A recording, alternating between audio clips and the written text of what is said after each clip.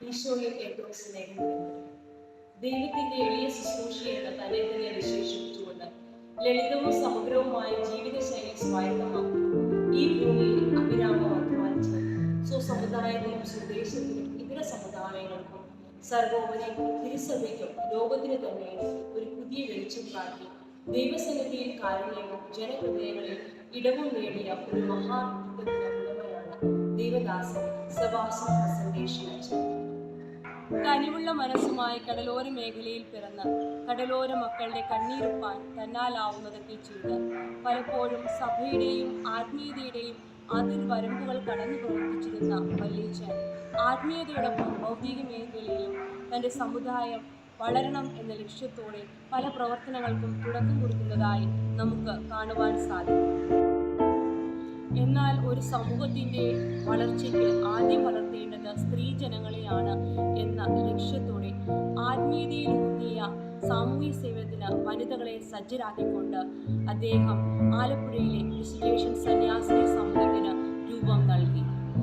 തീരത്തിന്റെ മക്കൾക്ക് സാമുദായിക ബോധം പകർന്നു നൽകിക്കൊണ്ട് ശബ്ദമില്ലാത്തവരുടെ ശബ്ദമായി നിലകൊണ്ട വല്യച്ഛൻ വിദ്യാഭ്യാസം തൻ്റെ ശുശ്രൂഷയുടെ ഹൃദയമാക്കി മാറ്റി. വിദ്യാഭ്യാസത്തിലൂടെ മാത്രമേ തൻ്റെ സമുദായത്തെ ഉദ്ധരിക്കാനാവൂ എന്ന തിരിച്ചറിവോടെ പല സ്കൂളുകളുടെയും സ്ഥാപനത്തിന് അദ്ദേഹം ഒരു പ്രേരക ശക്തിയായി നിലകൊണ്ടു. പരിശുദ്ധ അമ്മയെ പോലെ ദൈവഹിതത്തിന് തന്നെ വിട്ടുകൊടുത്ത വല്യച്ഛൻ്റെ എളിമയും വിനയവും ത്യാഗോജ്വലവുമായ സേവനവും സമർപ്പണവുമെല്ലാം ദൈവതിരുമുൻപിൽ സ്വീകാര്യമായതിൻ്റെ അടയാളമായിരുന്നു അദ്ദേഹത്തിൻ്റെ ദേവദാസ പ്രഖ്യാപനം. 2013 ജൂൺ 12 അർത്തുങ്കൽ ബസലിക്കയിൽ അന്നത്തെ ആലപ്പുഴ മെത്രാനായിരുന്ന അഭിവന്യ സ്റ്റീഫൻ അത്തിപ്പൊഴിയിൽ പിതാവ് വല്യച്ഛനെ ദേവദാസൻ സെബാസ്റ്റ്യൻ പ്രസന്റേഷൻ എന്ന് നാമകരണം ചെയ്തു. തിരുവചനത്തിൽ സ്ഫുടം ചെയ്ത് തിരുബലിയിൽ സ്വയം ഹോമബലിയായി സമർപ്പിച്ച് തിരുകുടുംബത്തിന് തന്നെയും താനുമായി സഹവസിക്കുന്ന സകലരെയും സമർപ്പിച്ച് ദൈവിക പദ്ധതിയെ കഠിന മനക്ലേശങ്ങളിലും രോഗാവസ്ഥയിലും സമാശ്ലേഷിച്ച വല്യച്ഛൻ എന്നും ജനഹൃദയങ്ങളിൽ ദൈവദാസൻ തന്നെയാണ്.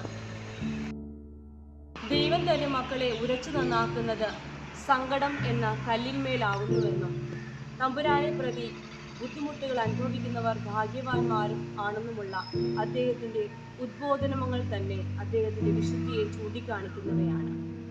ആകയാൽ പ്രിയമുള്ള സഹോദരിമാരെ, നമ്മുടെ വിസിറ്റേഷൻ സഭ ദൈവാനുഗ്രഹത്തിൻ്റെ 100ാം ആണ്ടിലേക്ക് കടന്നിരിക്കുന്ന ഈ അവസരത്തിൽ വല്യച്ഛൻ നമുക്ക് കാണിച്ചു തന്ന ജീവിത വിശുദ്ധിയും സേവന സന്നദ്ധതയുമെല്ലാം ജീവിതത്തിൽ പകർത്തിക്കൊണ്ട് വിസിറ്റേഷൻ സഭയുടെ തനതായ ചൈതന്യത്തിൽ വളരുവാൻ നമുക്ക് പരിശ്രമിക്കാം. ഈശോ നമ്മിൽ ജീവിക്കട്ടെ.